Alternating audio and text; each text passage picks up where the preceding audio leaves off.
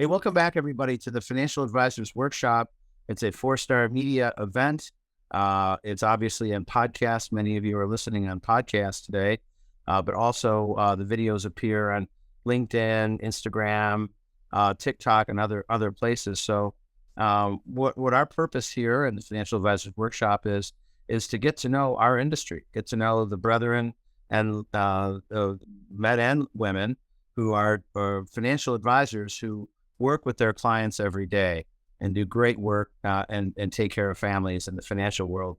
Today, we've got Joe Breslin. And Joe Breslin is one of the guys who is one of the key Maryland advisors. He's a CFP, a partner at Armstrong, Dixon.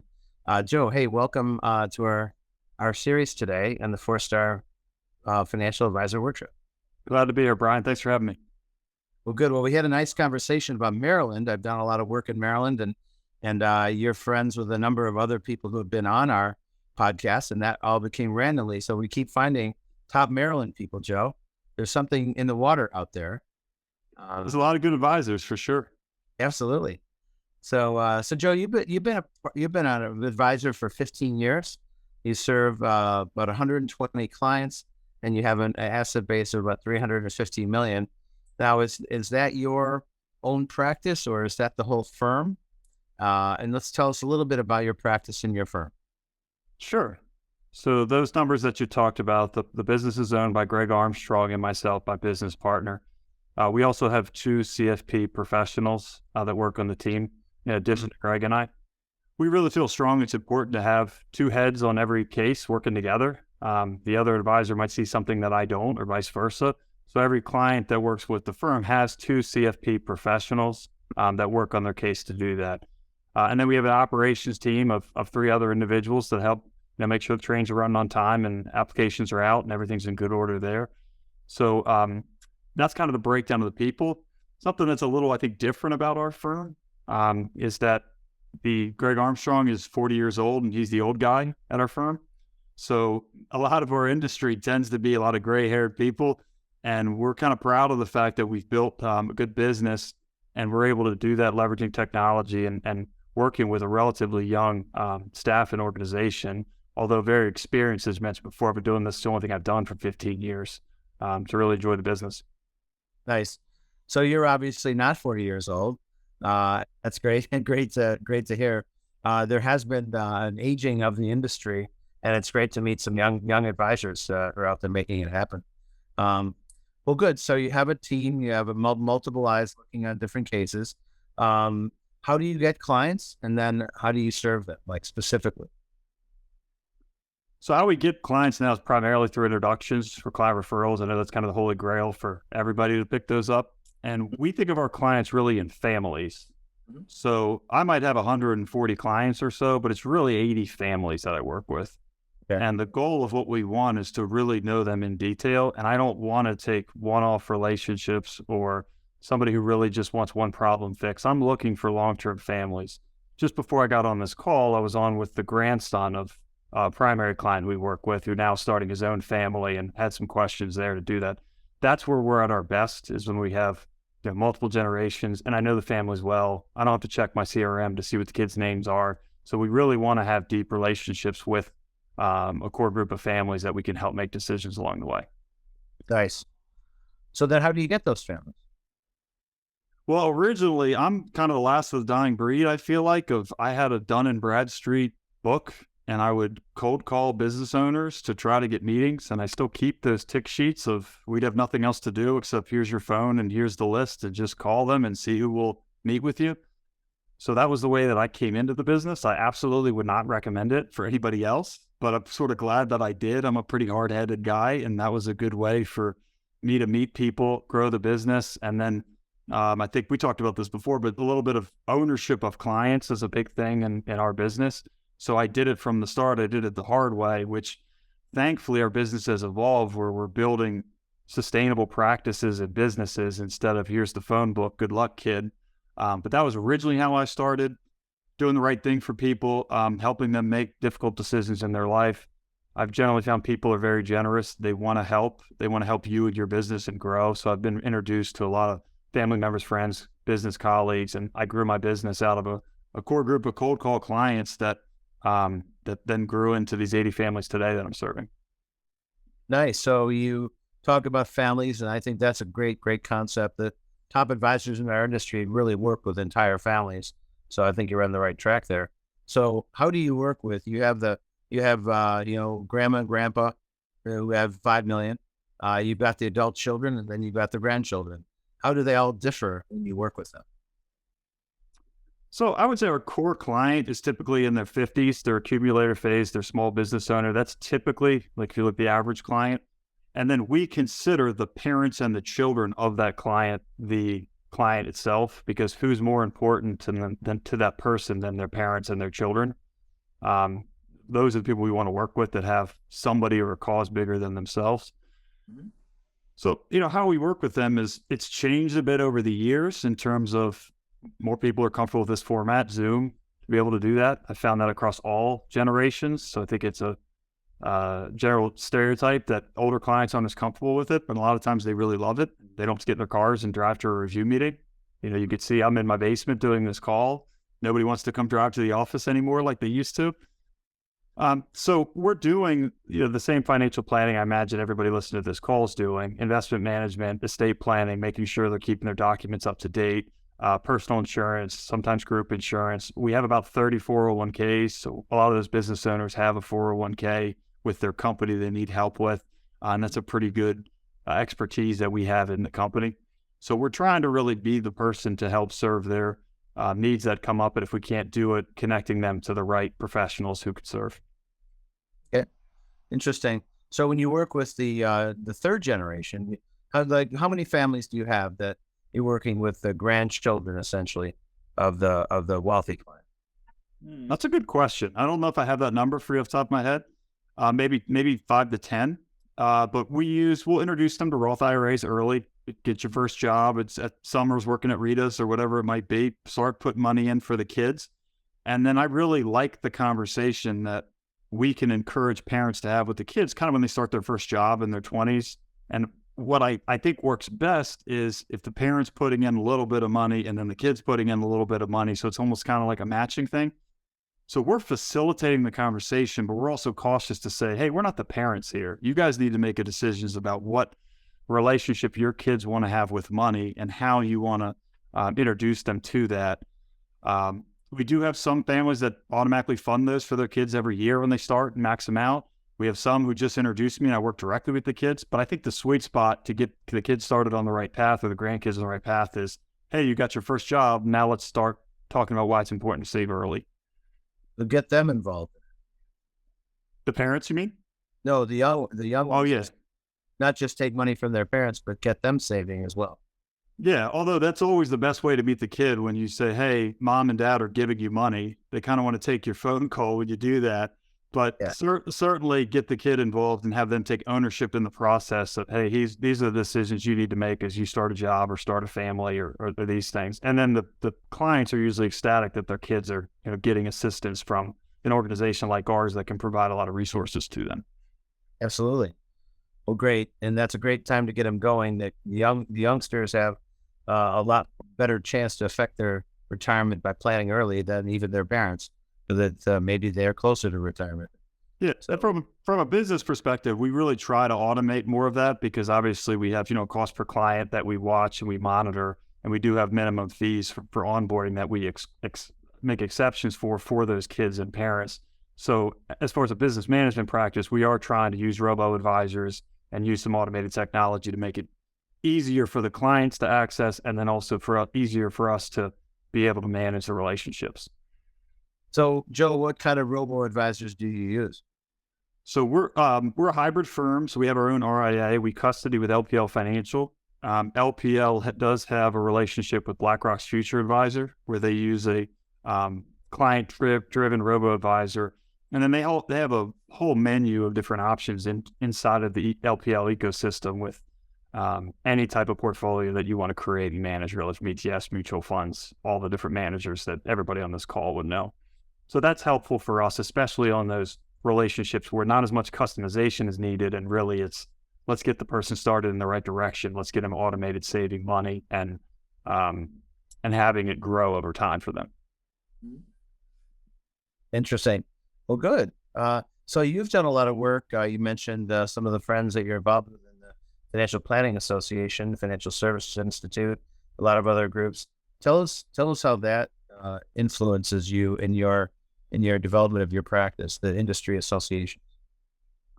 I love getting out and talking to people. I started in the business, and I'm really thankful for the opportunity I had, but I had some disagreements with how the larger RIA was making decisions. So for a while, I was kind of doing what everybody around me told me to do, and I started looking around and saying, I don't know if I should be doing this. So getting involved in FPA and getting involved in some of these other organizations helped me meet people where I could ask questions in kind of a safe format to say, hey, here's what I'm seeing. Is this right? Is this wrong? What do you think? And that building those relationships were really valuable for me when I lifted out of a larger firm to then start working with Greg and Armstrong Dixon at a relatively smaller firm compared to the one that I left. So making those relationships was important then. And then now just in business management, practice management, sharing ideas, successes and failures. This can be a really lonely business if you don't have other people to bounce ideas off of and share some of the issues and concerns and problems that you're having. So FPA has been great for me. I've stepped back a little bit. I got 3 young kids right now, so I'm not doing as much as I used to, but it was really a great experience getting involved with that organization. And I highly encourage anybody listening to get involved with their local chapter. Nice. Well, I know Maryland's a big FPA state, and it's good to be involved. I noticed you have a lot of connection to the food industry, the Restaurant Association, the ice cream distributors and vendors. Tell us a little bit about that. And do you have a lot of foodie type clients? So working with small business owners and specifically succession planning with business owners, we started working with a number of restaurants locally and then got invited to work with the Maryland Restaurant Association to do some speaking engagements with them. Because very oftentimes, and the one story I like to tell is the time I met the restaurant owner, the day I walked in, it was his son's 40th anniversary working in the business. Nice. So that tells you how long the dad had been working in the business doing that. But some of these companies, you mentioned the restaurant or the distributors, are longtime family businesses, multi-generational businesses. My partner has a lot with of auto dealers across the country, working through the NADA. He has some experience in kind of a niche doing that. So we do have some car dealers. A lot of them have their name on the side of the building. You might notice when you drive around. So those tend to be family businesses as well. And oftentimes they require a succession plan. Mm. So whoever the manufacturer is of the farm equipment or of the cars or the trucks will require some type of plan to be in place because they're taking a lot of risk having equipment out there that they can't have the family business fall apart. So they require a plan in place. And we oftentimes come in and help the companies put that in place. Nice. So you have a connection into that industry, and it seems to be a good niche then, is what you're saying. Yeah, that's right where we want to be. Families and family businesses. Nice. Absolutely. Now, I also noticed you have a sports bent to your life. You were the captain of your basketball team, what, college or high school or? Both of those. Okay. And then you're obviously an avid fan going to Terps games, Wizards, Orioles, and all things Washington and Maryland related. How has that helped you kind of hone your skills in the financial advisor world? Has it helped you, and if so, how? So my college, we lost a lot of basketball games. We had a lot of fun, but when I was captain of the team, we didn't win many games. And it was very difficult because I'm very competitive and I like to win. And that was a very hard year, but it was a good lesson of you're not always going to win. And as a broader lesson in sports, there's always somebody bigger. There's always somebody better, so it's important to keep improving. So that taught me a lot about dealing with adversity, dealing with failure, bouncing back from that. And then business has been a good way for me to channel some of that competitive spirit I have and hopefully a healthy way to grow an organization, grow opportunities for other people while serving clients and creating a nice life for my family. Nice. Well, it's interesting. Sports, a lot of parallels between leadership in sports and leadership in our industry as well. So, Joe, you develop a lot of relationships with your clients and you build trust with them. Have you found now that you spend more time doing Zooms, or do you do still face-to-face meetings now that the pandemic is over? So I prefer face to face, just sort of the way that I'm wired. I'd rather be there with the client, but I also understand the convenience factor and I understand people live busy lives. So I think the blend of that is a little bit of both. Mhm. And I would say earlier in my career, I didn't do as much socially with clients, and I'm starting to do a little bit more than that. I think it's just kind of a natural thing with age, to have more in common with client base because I was largely working with people, 20, 30 years older than me. So I see both, and I certainly see benefits of in person as well as hybrid. For our team or our company, we have an office building. Our staff's welcome to come work there. They have a spot they can work, set up technology, all of that. But if they want to work from home, they can work from home. So we've kind of embraced that hybrid environment, both client facing as well as business operations and management. Mhm. Excellent. So you mentioned some changes you made throughout your career, and you learned some things, had some experiences, decided not to do certain things, and you teamed up with your partner on this firm that you're at right now. If you had to uh, give yourself advice, your 20 years ago self, what would you give to yourself or to new people coming into the industry now, based on your experiences? What kind of advice would you give? It's a I was just talking to our COO, Katie Brown, who's phenomenal work. And one thing we were saying is it's important for her to get out and talk to other firms because they will say the exact thing you just asked. They will tell you the mistakes they made, and then you can have a shortcut and essentially learn from them. So part of that answer, I think, is what you're saying is listening to these podcasts, going to the FPA meetings, connecting with other advisors that you can learn from mistakes that other people made. What I told you before of my success cold calling, doing that, that's absolutely what I would not tell somebody to do now. Because I think our business has matured, I would get the CFP designation as soon as I could, and I would be working for an RIA where I could earn a good salary to be able to do that. And you have a better opportunity to grow into a larger career than just the way the world's changed. It was difficult to get people to pick up the phone then, don't get me wrong, but today, I think that would be a nearly impossible task to try to do that, given the way that the world has changed. So I would be advising to get CFP professional as soon as you can to get those marks and then go work for an established RAA or a larger group where you can learn from some people that are in the business. And Katie is the CFO of Armstrong Dixon, your firm. She's the everything. She's the COO and she's the CCO, but she really runs the operations. And it's a big shift we've had in the last couple of years that allows Greg and myself to focus more on where we should be spending our time with clients and then kind of general strategy of the firm. And she's has the budget for the year and she manages the staff and she manages the office and, make sure things are done. And she's great. So her title is Chief of Everything. Pretty much. Yeah. That's great. So how big of a team do you have? Tell us about the firm overall. People, you mean? Yeah, people and professionals, staff. Yeah, so we touched on this a little before, but we have 4 CFP professionals. There's 2 advisors in every case, and then there's 4. I think I misspoke earlier into 3, 4 operations professionals who are working to help support the organization, support the clients to be able to do that. Okay, great. So you do reviews and you do them now sometimes by Zoom. You prefer in person. How often do you do them, and then what kind of format do you use to do reviews? So we have a process and an obligation that we're going to meet with clients once a year. So clients, I think, like that because they get caught up in their lives and they're busy people and they have other things they want to do. So once a year, we're making sure we're connecting with them to check in, make sure everything's the same, their objectives are still the same. We understand what's going on in their families. So that's essentially a requirement.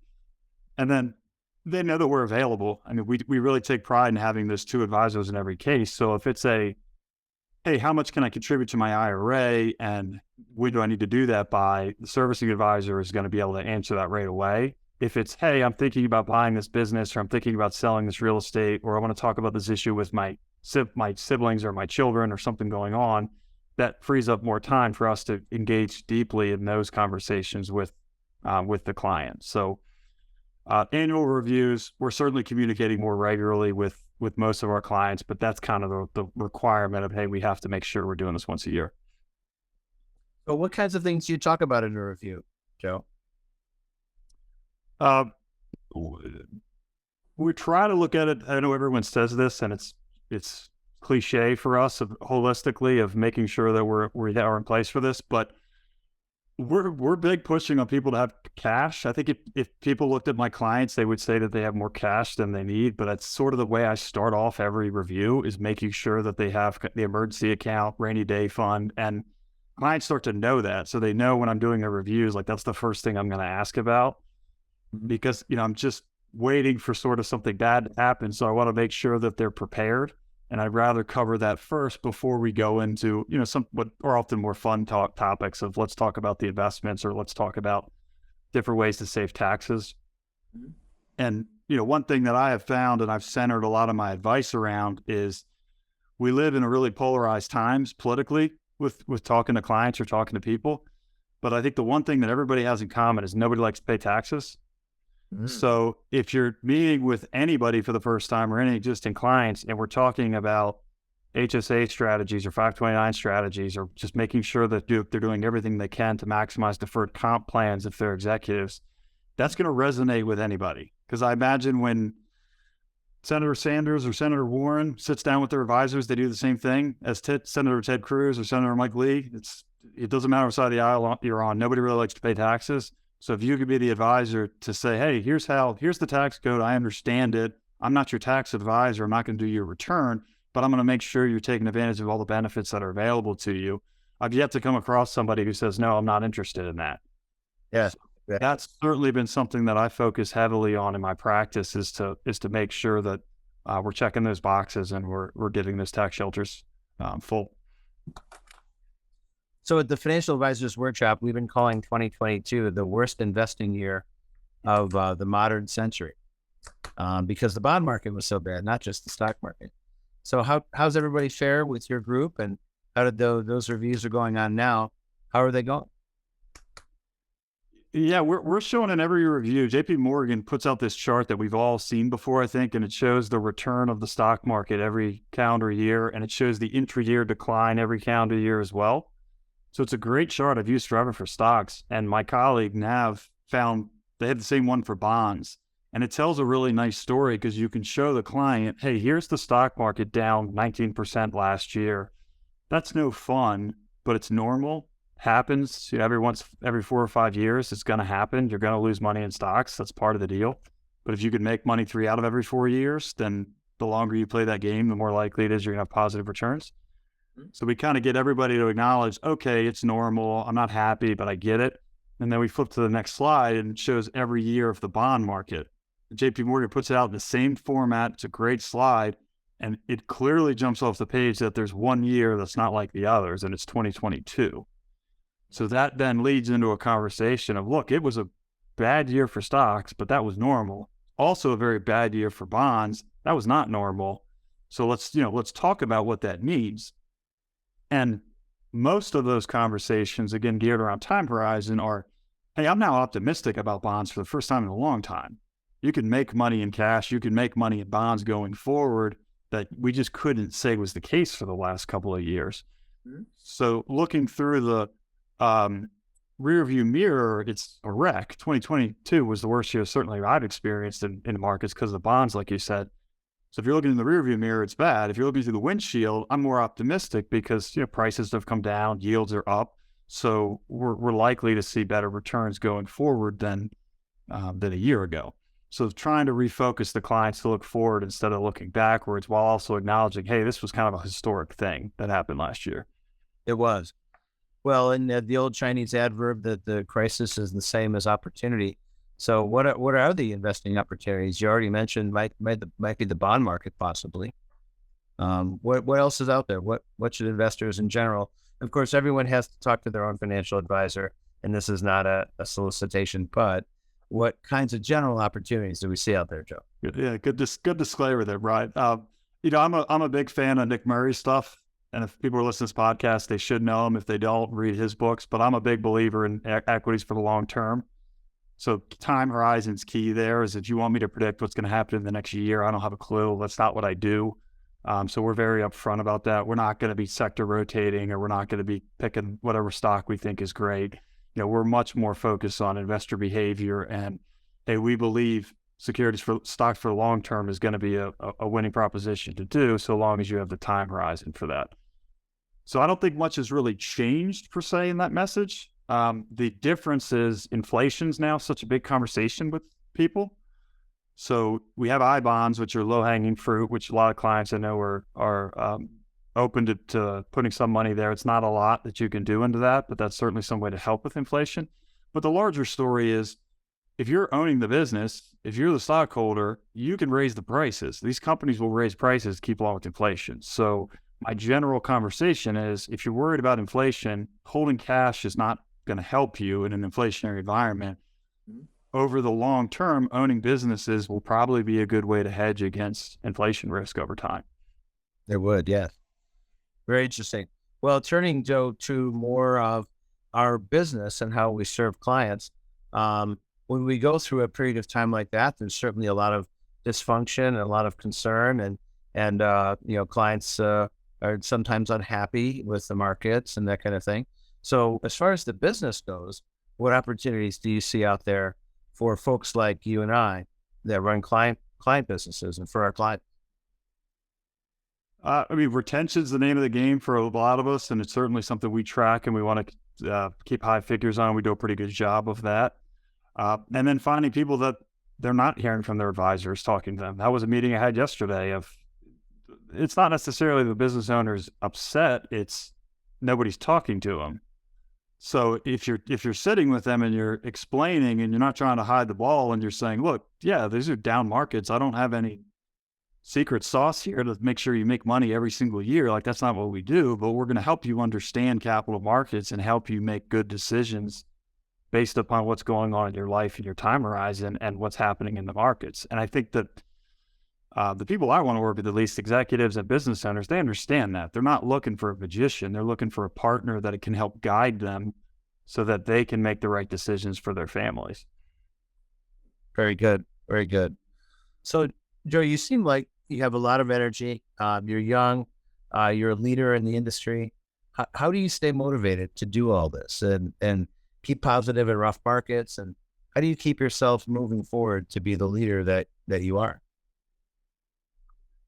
Something I think I've struggled with. So back to your question of how to do things better, that's something I've definitely struggled with in my career. I've certainly gotten better about it the last couple of years of just trying to figure out what balance I want in my life and career. So professionally, that means, what clients do I really want to work with? Which ones am I energized to see when the phone rings? Oh, this is somebody I'm excited to talk to and I want to work with. And then, frankly, it's meant removing some clients from my business because they're not a good fit personality-wise, or they just want something different than what we offer. That's been a big change. Personally, I think I've overextended myself at times in the past, and I've tried to kind of rein that back with some of the charitable involvement that I've had or different boards. We talked about FPA before, to just say, hey, this is a time in my life. I got young kids. I want to focus on my family and my kids, and making sure I'm fulfilling the duties I have with clients and the duties I have to, our staff and our employees, to continue to grow opportunities for them as well. So that's not necessarily something I have great advice on. It's something I would say that I've learned from, and I've gotten better over the last couple of years. It's certainly hard at times to stay motivated. So we've seen a lot of success, and sometimes we learn from our failures, and we all make mistakes. So if you could share with us what you think is your biggest business mistake. Well, so I tend to be pretty hard on myself. So I think probably biggest mistakes that I would have would be, I didn't communicate and listen as well as I could have to people that I was working with over the years. So I'm always eager to kind of get the answer and know it and have the stuff and gather the information and read the books and do all of that. And I think that sometimes maybe go a little too fast in what I should have done, instead of slowing down and listening a little bit more to people that had more to teach me. So that's probably, when I look back, that would be something that, I would see in myself that I could have done a better job of. I don't really do well with authority figures in general. I think I was kind of always set to be a business owner myself. That's a personality weakness that I have, but looking back, that would be something that I could be a little bit more patient and be a little bit more accepting of the help and advice that other people were trying to give me. Well, we all make mistakes. The key is to learn from them. And it seems to me like you've done a pretty good job of bouncing back from adversity. You were recognized as one of the Maryland's finest young professionals by Cystic Fibrosis Foundation. You're one of a 5-star manager featured in Baltimore Magazine, Wall Street Journal. So you've had some great accolades, Joe. So it's great to see professionals that are humble enough to say, okay, I'm really good at this, but I made these mistakes too, and I learned from that. And you're a good testament to that. So thank you. So we're coming to the end of our discussion today here, Joe. And I just wanted to see. So we're taping this today, and this is the 3rd of March, and this will come out in a couple of weeks or so. So about 300 people will see this or hear it in one form or another over the near term, next couple of months. And then over the next year, probably 1,000 people will hear and see this. So if you can imagine yourself in a big conference room, right at University of Maryland, or you're actually at Ravens Stadium, right? And you're standing there, and you're going to tell all the financial advisors some good advice. If you could give them one good piece of advice that they could leave with today, one big message, what might that be? Well, first of all, I'm not a Ravens fan. I call myself a lapsed Redskins fan because they frustrated me so long for so much for so many years. But if I was talking to a large crowd of financial advisors, what I would say is that we have a tremendous amount of trust that we build from our clients. And I think it's important that we really respect that, because what we have is an asymmetrical amount of information. In most cases, we know more than the client does. And I think we've all come across that in our careers where we've seen another advisor take advantage of that. And that's not getting into the fee versus commissions fight that everybody wants to have. It's more just about doing the right thing with the client. You're going to know what it is. The fiduciary arguments and the conversations and everything that's going on with that, whether it's in the state houses or in Washington, it really boils down to the same thing of, what would you do if this was your mother's account? And your mother didn't know anything about financial planning, she didn't know anything about investments, but she needed help. What would you do? And I'm seeing it being better in our profession, but I think we still have a ways to go of saying, hey, is this the right thing to do? And I really think that's important, that us as a profession, if we want to continue to elevate it and have the respect for our business, so that when we walk into a cocktail party, people aren't holding their wallets thinking the financial advisor is coming for them, that they actually view us as professional, that we can help them. And the way we do that is one client at a time, one conversation at a time, of just, hey, do the right thing, help point our person in the right direction to be able to do that. Nice. Well, I think that's an important part of the leadership of our industry. And as you say, we have so much information, and it's such an important role. We make or break lives in this industry. And to have folks with that integrity, Joe, is a great thing. So well, I think Brad, I want to say one thing there is, I don't necessarily think we make or break. I think we're the guide, right? Yeah. It's important that we remember that the client is the hero. They're going to make and break their own success, but it's our responsibility to be a guide to help point them, give them directions on that path that they're on. Nice. Yes, and that's true. Well, and that's what we're all about at the Financial Advisors Workshop, working and identifying advisors who are doing exactly that, being guides to clients, giving them good advice, shepherding them through their lives, what they've created, make sure that they minimize any bad mistakes, which are easy to make in the financial markets. And we need great people to do that. So you're a great example of that, Joe. We really appreciate you being with us today on the Financial Advisors Workshop. So I think we're going to leave it there, everybody. Thanks, Joe. Thanks, Brian. All right. So we're going to be back again with another interview very shortly with another great financial advisor, a member of our financial advisor community, of which there are literally about 2 million financial advisors of one type or another in America, between the registered investment advisors, hybrid brokers, as well as advisors in addition to the insurance industry. So really appreciate those who are willing to talk to us in the Financial Advisor Workshop. Joe, thanks again. Thank you, Brad. All right. Take care, everybody, and we'll be back again very shortly.